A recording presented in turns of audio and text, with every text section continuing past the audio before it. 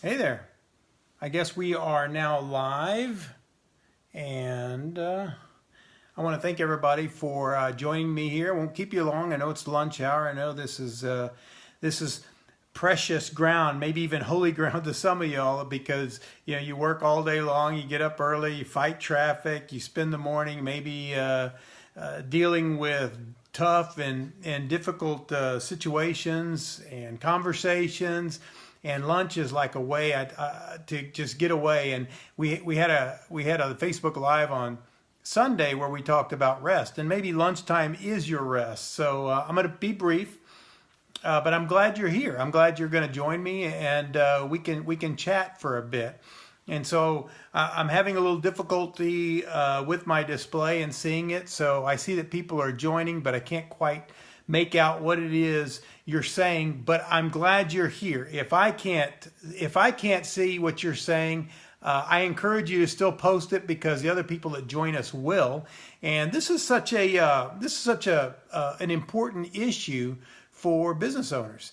And so let's just jump right into it. So the question is today, how do you want people to view your business? How do you want people to view your small business? When they think of you, whatever the name of your company is, or whatever, if it's named after you, that's great too. But when they think about it, what do you want that experience, that perspective, that feeling? Feeling's the right word. That's what we want. What do you want that feeling that they get? What do you want that to look like? If you would, post those ideas right now. Yeah, let's get that started off. Let's get your perspective out there, and what you want people to, how you want people to view your small business. Because here's the thing. Here's why your brand and how you brand yourself is so important. It's important because the strength of your brand will go a long way to provide those critical components to sales or influence. We'll say influence. And those critical components are, you could all say them with me out loud or in your sleep. It's know, like, and trust. So people need to be able to know you, or at least have the perception that they know you. They know of you. They kind of they see what you're about. They understand your vision. And then the second thing is they have to like it. They have to like that vision. They have to like you. And the last one is, they have to trust. And so how you brand yourself, again, is a big part of filling the gap of know, like, and trust. And let me give you an example. And of course, we're talking small business, so we're talking about personal branding, right? But even if you looked at the large corporations, let's say you're traveling abroad. It's summertime. You guys are gonna start traveling because it's summertime. Okay, sorry, I'm distracted. I run some rabbit holes every once in a while, so I apologize for that. But it's summertime, so we're going to start traveling, and maybe some of you are going to travel abroad. And let's say you walk into a little, convenience store, cafe, whatever the case might be, and they've got some sodas there, and they got the Coca-Cola, and then they have the local brand, whatever that is. Maybe the label, you don't even understand it because it's in a foreign language, right? Well, most of us, unless you're very explorative and you really just like new things, which is super cool. I'm not knocking that. That's great. That's my wife, by the way. Most of us are probably going to grab that Coca-Cola. And why? We're going to grab the Coca-Cola because it's a familiar brand. We've had it before. We know the way it tastes. We know the way it's going to taste. We like the way it's going to taste, right? And we trust that it's going to taste the same way as it has in the past. The other brand you're not so familiar with, so you're less likely to grab that brand. And so that is the part. Well, let me give you another example. And this is actually a negative example, but it's also a cautionary warning as well. But we all need to worry or be vigilant about identity theft. And I'm going to have to do this real quickly because I'm on low battery. But identity theft, right? And so nowadays we get these real legitimate emails and they've got the branding of a big corporation that everybody does business with, and they look legitimate.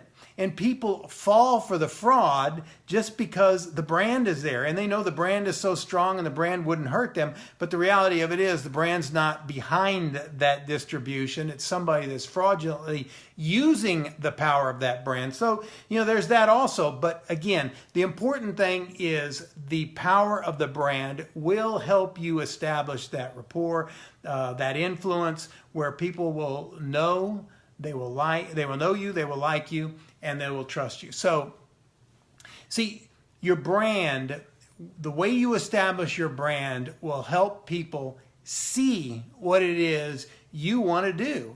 I asked the question at the beginning, how do you want people to view your company, your organization? Well, in that vision you have, it's got to make people feel a certain way. And the reason it's got to make people feel a certain way is because we're driven off emotions, right? So if your personal brand makes people feel a certain way, they're going to be more likely to buy into what you're doing, buy into your vision. And when they buy into your vision, you now have influence over them, and then you start the process of converting them. But converting them to a customer. But it all starts with your brand. Again, people have to know, like, and trust you. So, what do you need to know about this? Well, hopefully some of y'all have answered the question that I posed earlier. How do you want people to see your brand? Do you want people to see your company, your organization as quality, with integrity, loyalty, service? There's a ton of different things out there that your brand could stand for, but that's not the point. The point is, what do you want it to stand for? What do you want it to stand for? And it's really important with a brand, because especially if you want integrity to be part of your brand, right? Well, if you put out there that you're back and you want integrity, well, if your company says one thing but it acts in a different way, then that right there violates the whole brand, because people say, okay, you want integrity, but you're not consistent with your message. What you do is not consistent with what you say you're going to do. Who you are is not consistent with who you say you are. And so that, again, when we talk about the brand, it is so critically important that we take that from thoughts to words to action. And action is really what seals the deal. Because when people see you acting out of your brand, when people see you acting consistent with your brand, when people see you acting your brand, then they don't see a difference. They don't see a difference. And that right there is the sweet spot, because at that point in time, your brand becomes who you are. And when that happens, know, like, and trust is just a foregone conclusion. So if you don't know who you are and what you stand for, neither will your prospective customers, neither will your prospective clients. So that's the thing. If you don't know what you stand for and what your brand is, then you're not going to be able to communicate that effectively to your customers and to your prospects. And if they don't know what you stand for, they will not be able to make a decision. They will not be able to buy in to what they're seeing, and they will not be able to buy in to your organization.